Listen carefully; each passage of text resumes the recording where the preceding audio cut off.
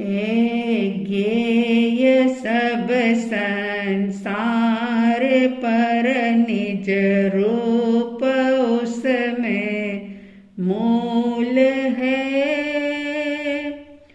उसको अगर जाना नहीं सब जानकारी धूल है।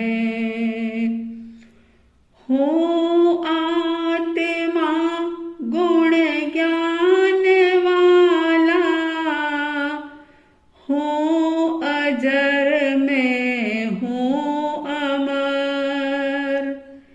इंद्रिय अगोचर रूप हूँ यह जानते वे धन्य नर। इंद्रिय अगोचर रूप हूँ यह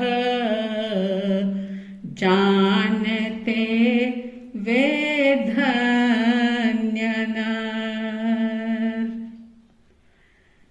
श्रद्धालु, जिज्ञासु श्रोताओं, एक जीवन को सही तरीके से जीने के लिए परिवार में, समाज में, देश में, राष्ट्र में सभी तरह से एक सुखद वातावरण बनाने के लिए और अनंत अनंत पापों की क्रियाओं से बचने के लिए उपासक दशांग सूत्र में वर्णित श्रावक के 12 व्रत के अंतर्गत हम चर्चा कर रहे थे कि कैसे एक मनुष्य अच्छा मनुष्य बन सकता है, एक साधारण गृहस्थ कैसे सदगृहस्थ बन सकता है, इन नियमों को समझ करके, स्वीकार करके, इसे जीवन में उतार करके। तो इस संदर्भ में बहुत लंबी चौड़ी चर्चा हमने की। अहिंसा व्रत को देखा, दूसरे सत्य व्रत को भी बहुत विस्तार से जाना समझा। आइए आज हम तीसरा व्रत, जो कि अस्तेय के नाम से जाना जाता है, जिसे अचौर्य भी कहा जाता है, यानी चोरी का त्याग करना। जैन दर्शन में चोरी एक बहुत बड़ा पाप कहा गया है और इसके बहुत सारे पहलू हैं। हम देखें कि जीवन में अस्तेय व्रत का क्या महत्व होता है। लोगों के मन में एक सवाल पैदा हो सकता है कि अस्तेय व्रत की जीवन में क्या उपयोगिता है, अचौर्य व्रत का इतना महत्व क्यों बताया। तो आइए हम इसके संदर्भ में थोड़ी बात करते हैं। जैसा कि आप सभी लोग जानते होंगे कि अस्तेय व्रत का संबंध अगर किसी के साथ है तो वो है आर्थिक दृष्टि से, यानी कि अर्थ पदार्थ से संबंधित है। ये व्रत जीवन जीने के लिए मनुष्य को भोजन चाहिए, पहनने के लिए वस्त्र चाहिए, रहने के लिए आवास चाहिए, मकान चाहिए।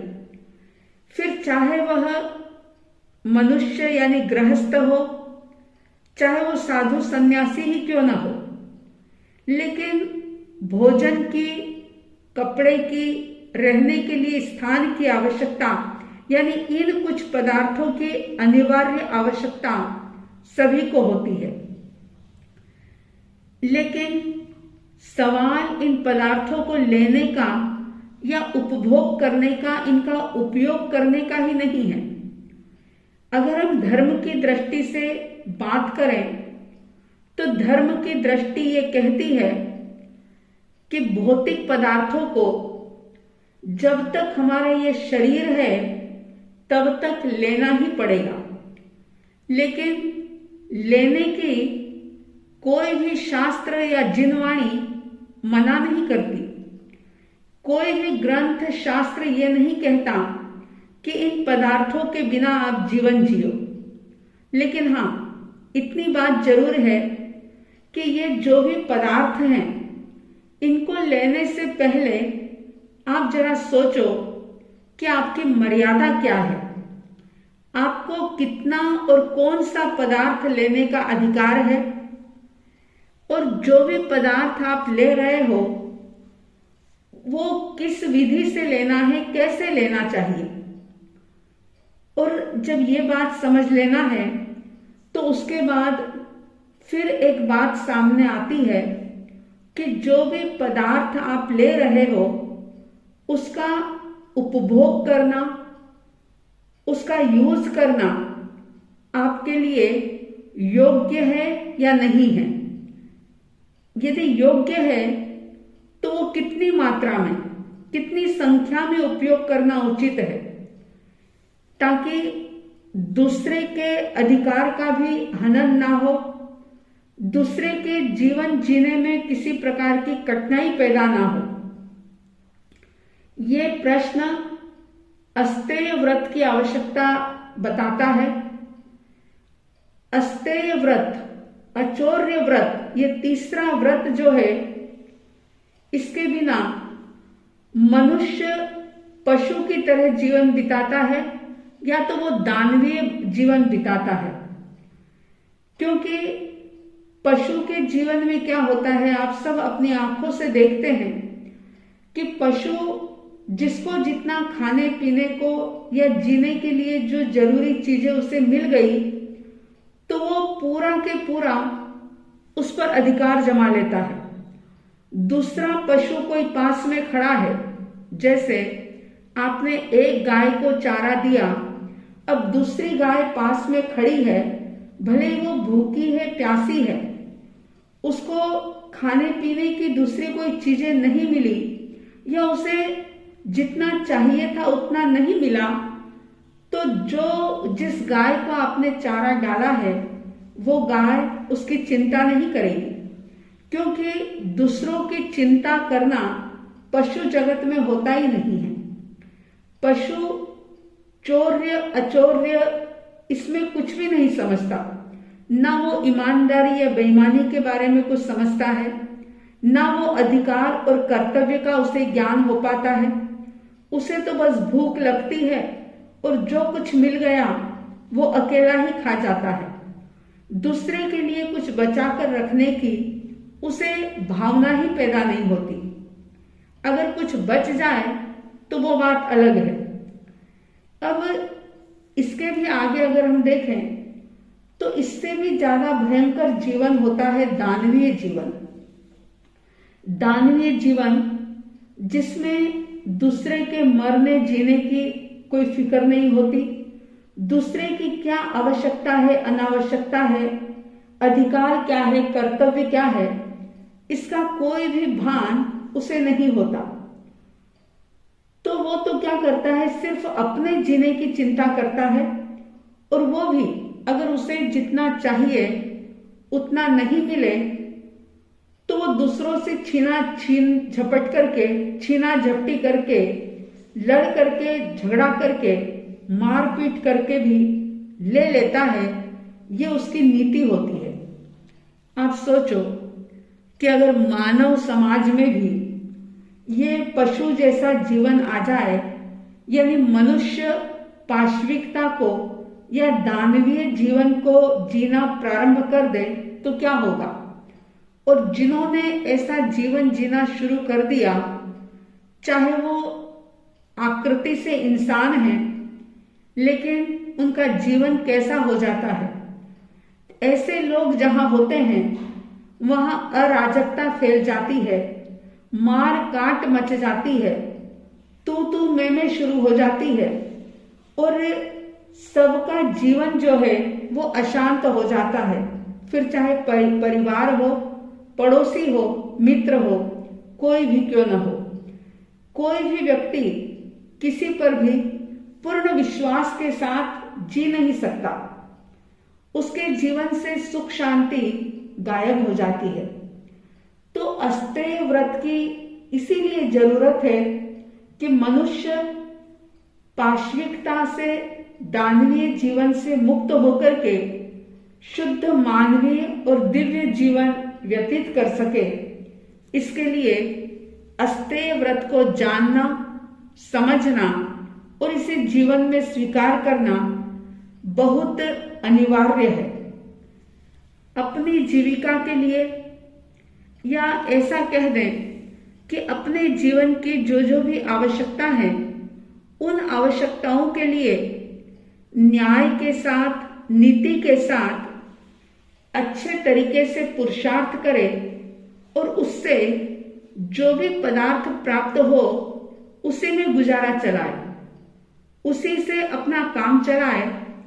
ये ना सोचे कि दूसरे व्यक्ति को मुझसे ज्यादा मिल गया है या दूसरे को कुछ अच्छे पदार्थ मिल गए हैं तो उससे छीना झपटी कर लूं, उसकी आंख बचा करके उसकी चीज उठा लूं, उसकी इजाजत के बिना उसकी वस्तु ले लूं या चुपचाप उसका उपभोग कर लूं। ऐसा अस्तेय व्रत को समझने वाला व्यक्ति नहीं करेगा। और अगर अचौर्य व्रत का पालन इंसान करेगा तो परिवार में, समाज में और उसके स्वयं के जीवन में सुख शांति अनुभव होगी। समाज में या परिवार में अगर आप देखें तो आप स्वयं पाएंगे कि जब लोग अपने अधिकार के लिए संघर्ष करते हैं, जबरन अधिकार जमा लेते हैं या संघर्ष करके दुर्बल व्यक्ति पर हावी होकर के उनका अधिकार छीन लेते हैं या फिर अपनी आवश्यकताएं बढ़ा करके उसकी पूर्ति के लिए बेईमानी करते हैं, ठगी करते हैं, दूसरों को ठगते हैं, चोरी डकैती आदि अनेक प्रकार के अनैतिक उपाय आजमाते हैं, तो ऐसे में विषमता फैल जाती है। ऐसे लोग जिस भी परिवार में और समाज में होते हैं वहां संघर्ष पैदा हो जाता है, असंतोष पैदा हो जाता है। इसलिए अस्तेय व्रत, ये जो मर्यादा है अस्तेय व्रत की, ये सबके लिए हितकारी है, सुख शांति देने वाली है। और ये व्रत सिर्फ जैन कुल में पैदा होने वाला ही व्यक्ति ले, ऐसा नहीं। प्रत्येक व्यक्ति, प्रत्येक इंसान इस अस्तेय के महत्व को जाने और इस मर्यादा को जीवन के अंदर अगर उतारे तो सच में उसका हित होगा, उसके जीवन में शांति का अनुभव होगा। अगर हम अध्यात्म दृष्टि से देखें तो ये अस्तेय व्रत, अचौर्य व्रत जो है, ये मानव की, मनुष्य की आर्थिक मर्यादा को निश्चित करता है, जिससे परिवार में और समाज में एक अद्भुत फायदा होता है। क्योंकि जहां मर्यादा आती है वहां मनुष्य के जीवन में संयम शुरू हो जाता है, और संयम से तो कई प्रकार के प्रत्यक्ष लाभ दिखते हैं। सामाजिक लाभ भी कम नहीं होता, बहुत फायदा होता है। जो व्यक्ति अपने पर आर्थिक अंकुश लगाता है, आर्थिक अंकुश रखता है, या यूं कह दूं कि अपनी आवश्यकताओं पर नियंत्रण रखता है, वह कुछ हद तक समाज में आर्थिक विषमताओं को दूर करने में भी सहायक होता है। अगर व्यक्ति दूसरे के हिस्से को लेने का सोचता है तो उसका सीधा सीधा मीनिंग ये है कि वो समाज में, परिवार में विषमता लाने का कारण बन रहा है।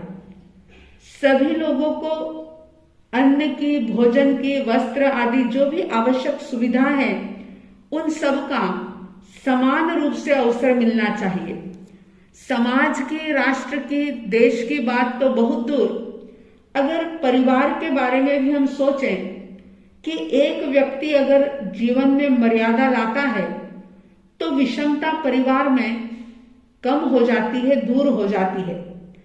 अगर कोई व्यक्ति, परिवार का एक व्यक्ति भी इस धर्म का पालन करता है तो इसका लाभ सबको मिलता है। अस्तेय व्रत के पालन करने से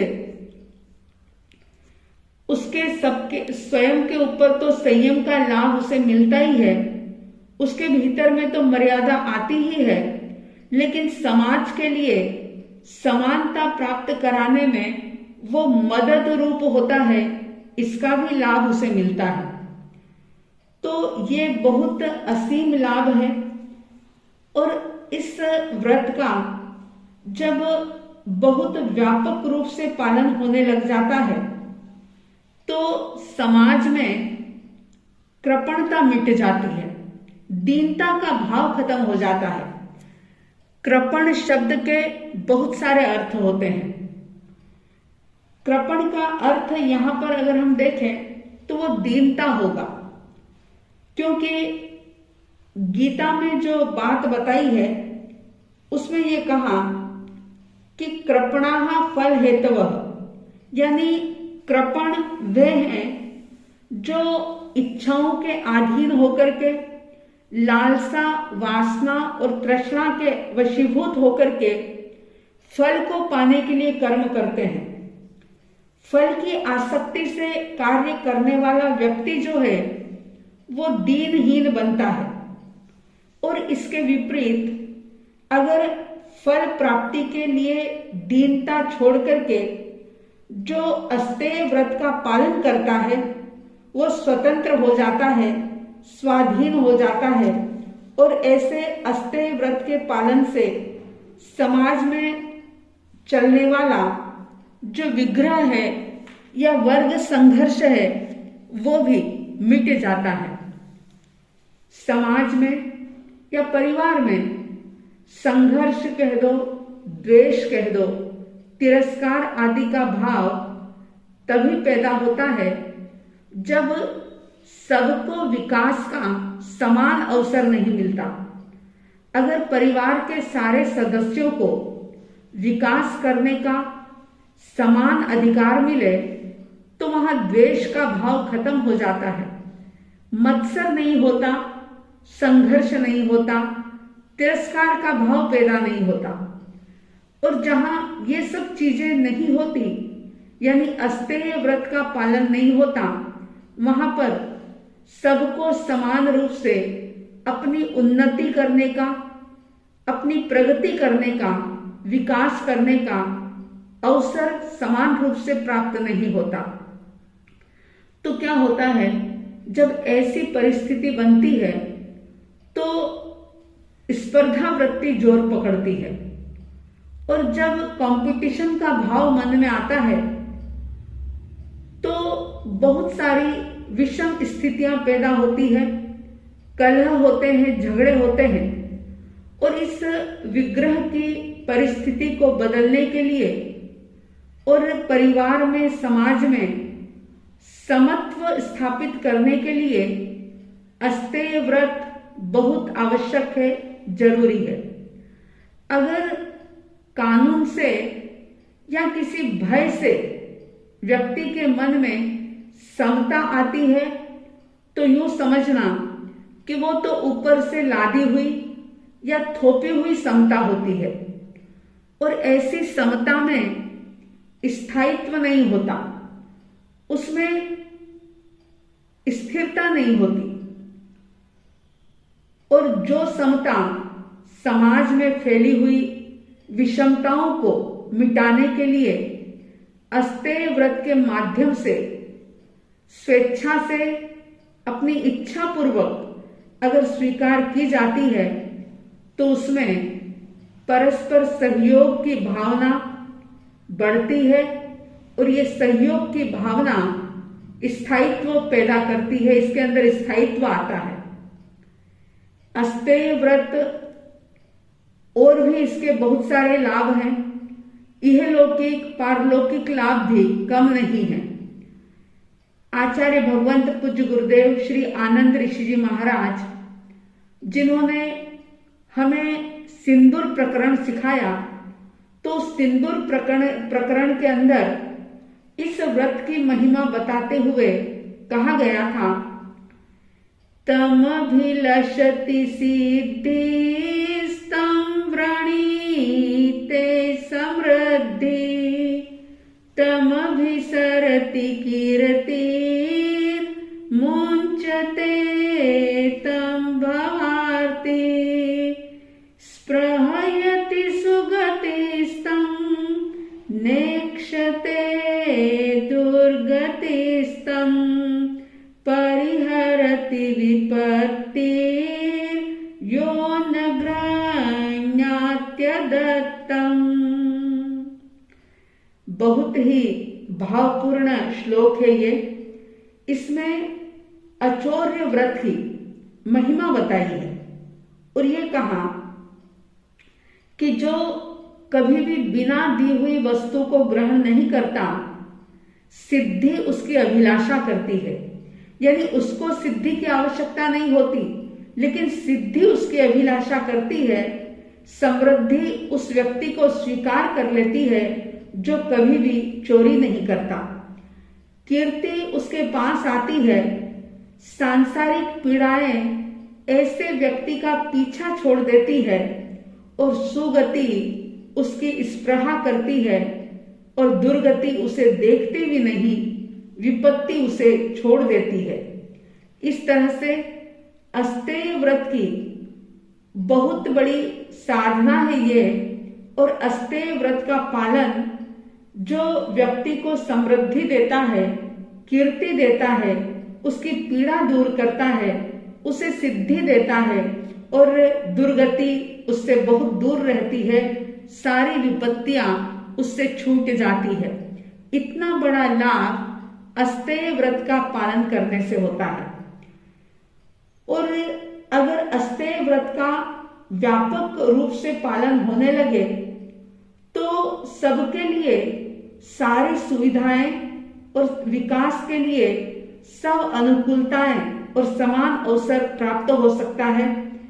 अस्तेय व्रत का ये अद्भुत इसके पालन का परिणाम है, क्योंकि योग दर्शन के अंदर भी बताया है कि अस्तेय प्रतिष्ठायाम सर्वरत्नोपस्थानम, यानी जीवन में अस्तेय के प्रतिष्ठित हो जाने पर, अस्तेय व्रत पालन में सफलता प्राप्त होने पर सर्वरत्न उपस्थित होते हैं। यानी इसका अभिप्राय यह है कि सारी सुविधाएं और सारी अनुकूलताएं व्यक्ति को सिर्फ इस एक व्रत को समझ करके पालन करने से प्राप्त हो जाती है। लेकिन शर्त यह है कि इसे समझना होगा, समझ करके इसे ईमानदारी के साथ जीवन में स्वीकार करना होगा। आज तो व्यक्ति की लालसाएं, उसकी कामनाएं इतनी ज्यादा बढ़ गई कि उसे समझ ही नहीं आता कि मैं अपनी लालसाओं को, अपनी इच्छाओं को, अपनी डिजायर्स को फुलफिल करने के लिए किस दिशा में भाग रहा हूं। मैं जो भी अर्जित कर रहा हूं वह न्याय युक्त है या नहीं है, नीति से संबंधित है या नहीं है, मेरे लिए आवश्यक है या नहीं है। इन सब बातों पर विचार किए बिना ही व्यक्ति बेतहाशा दौड़ रहा है, बस भाग रहा है। क्यों भागना है, कहाँ भागना है, मंजिल क्या है, उसे पता नहीं। बस दुनिया दौड़ रही है, इसलिए मुझे भी दौड़ना है। ऐसे लोग ना घर के रहते हैं ना घाट के रहते हैं, यानी ये जीवन भी उनका बर्बाद होता है और आने वाले कई कई जन्म वे बर्बाद कर लेते हैं। तो परमात्मा के द्वारा आगार धर्म के अंतर्गत बताई गई ये बातें बहुत अच्छे तरीके से समझना चाहिए और समझ करके इसे जीवन में स्वीकार करना चाहिए। तो अस्तेय व्रत, जिसे अचौर्य व्रत भी कहते हैं, इसके और भी क्या क्या फायदे हो सकते हैं और किस प्रकार से इसका व्यापक रूप होता है, समय आने पर हम इसकी भी बात करेंगे। साध्वी द्वय की तरफ से हार्दिक हार्दिक शुभ मंगल कामनाएं कि प्रत्येक व्यक्ति इस प्रभु की वाणी को समझे और अपने जीवन में उसे धारण करे, कुछ जीवन की मर्यादाएं सुनिश्चित करे, जीवन के मूल्य निर्धारित करे और इन मर्यादाओं को सुनिश्चित करते हुए अपना जीवन जिए। हो सकता है कि शुरू में उसे कुछ कठिनाई का अनुभव हो, लेकिन जैसा कि महापुरुषों ने, जिनवाणी ने और सिंदूर प्रकरण आदि में जो भी बात बताई है वो निश्चित रूप से सत्य है। थोड़ा समय लग सकता है, लेकिन इस व्रत के पालन करने से बहुत लाभ होता है। आप सबके भीतर इस व्रत को ग्रहण करने का भाव जागे और आप जीवन भर के लिए अचौर्य व्रत अपनी मर्यादा के अनुसार ग्रहण कर सकें, ऐसी साध्वी द्वय की तरफ से हार्दिक हार्दिक शुभ मंगल भावनाओं के साथ जय प्रभु महावीर, जय गुरु आनंद।